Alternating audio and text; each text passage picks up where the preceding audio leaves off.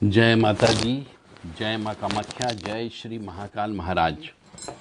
ओम श्रीम ह्रीम श्रीम कमले कमलालय प्रसीद प्रसीद श्रीम ह्रीम श्रीम ओम महालक्ष्मी नमः। धनतेरस से लेकर के भाई दूज तक 5 दिन का यह दिवाली का कार्यक्रम होता है। बताने वाले तो आपको सब अलग अलग तरीके से बता ही रहे होंगे, आपको ज्ञान भी मिल गया होगा। करना या नहीं करना आपके ऊपर डिपेंड करता है।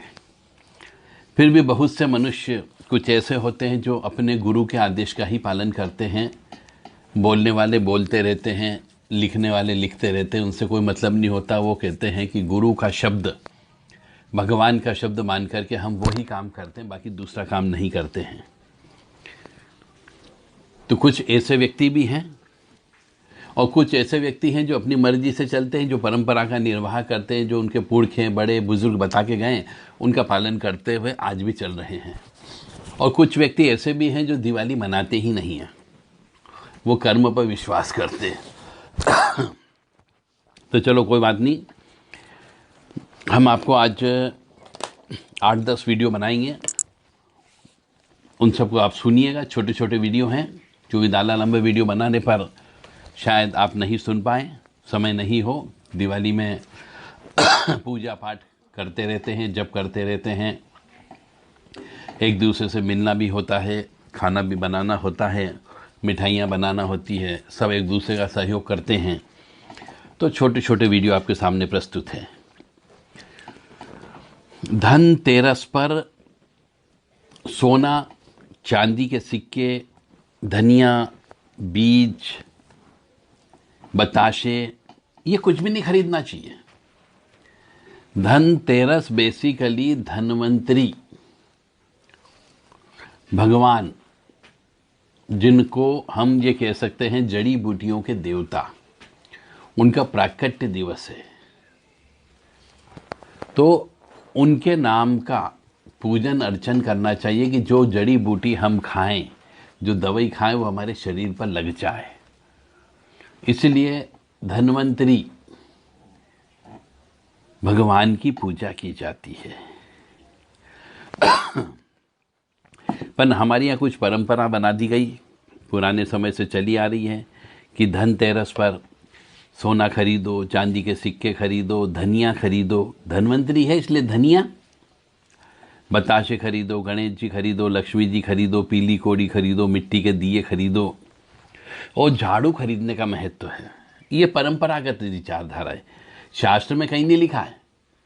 हम यदि शास्त्र की बात करें तो शास्त्र में ऐसा कुछ भी नहीं लिखा हुआ है कि धनतेरस के दिन ये सब चीज़ें खरीदना चाहिए। तो धनतेरस के दिन जो परंपरागत हमारी संस्कार संस्कृति के लिए परंपरा है, रीति रिवाज है, कुछ मान्यताएं प्रथाएं, उनके अनुसार झाड़ू खरीदना चाहिए।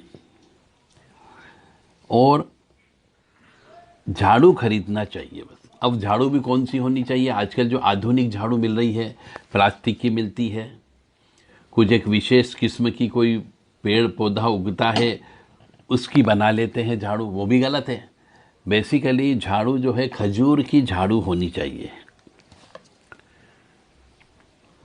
धनतेरस पर खजूर की झाड़ू खरीदने का ही रिवाज है, उसी में ही लक्ष्मी जी का वास होता है। झाड़ू इसलिए भी खरीदी जाती है कि पूरे साल भर तक वह झाड़ू जो है घर की कचरे को, नकारात्मक ऊर्जा को बाहर निकालती है, इसलिए झाड़ू खरीदना चाहती है। और यह है चूँकि दरिद्रता का नाश करती है, इसलिए झाड़ू खरीदना शुभ माना गया है। और जब दरिद्रता बाहर निकलेगी तो लक्ष्मी जी का आगमन होगा ही होगा। तो आज के दिन शास्त्र के अनुसार तो भगवान धन्वंतरी की पूजा करना चाहिए, परंतु हमारे कुछ परंपरागत रीति रिवाज के अनुसार कुछ सामान खरीदना चाहिए, ऐसा भी रीति रिवाज चली आ रही है, परंपरा चली आ रही है, उसका पालन करना चाहिए। धनतेरस पर जो मैं आपको बार बार बोल रहा हूं कि खजूर के वृक्ष की बनी हुई झाड़ू खजूर के वृक्ष की जो पत्तियां होती है उससे जो झाड़ू बनती है वह झाड़ू खरीद करके लाना है और उसकी पूजन अर्चन करना है। और पूजन अर्चन करके दिवाली की जब पूजन होती उस समय भी उसको रखा जाता है। धनतेरस के दिन कम से कम 3 झाड़ू खरीद लो, 5 खरीद लो, 7 खरीद लेना चाहिए, ताकि जो है दिवाली के दिन पूजन अर्चन करके घर की साफ सफाई की जाती है, मंदिर में रखी जाती है। पूजन अर्चन करने का सिंपल सा तरीका है कि पहले जल छिड़का जाता है। ओम अपवित्रम पवित्रो वा सर्वावस्थाम गतोपि वा यह स्मृत पुंडरीकातम सर्वतन शुचि ओम पुनाथ पुंडरीकाक्षम पुनाथ। मतलब जो विधान है कि गंध अक्षत पुष्प और कलावा चढ़ा करके ये पूजा हो जाती है। तो ये थी धनतेरस के दिन भगवान धन्वंतरी की पूजा करके 3, 5, 7, 11 विषम संख्या में झाड़ू खरीदना चाहिए। क्योंकि झाड़ू इसलिए खरीदते हैं क्योंकि यह आज से मतलब धनतेरस के दिन से दरिद्रता का नाश करने के लिए, हमें घर की दरिद्रता बाहर निकालने के लिए झाड़ू का प्रयोग करना चाहिए।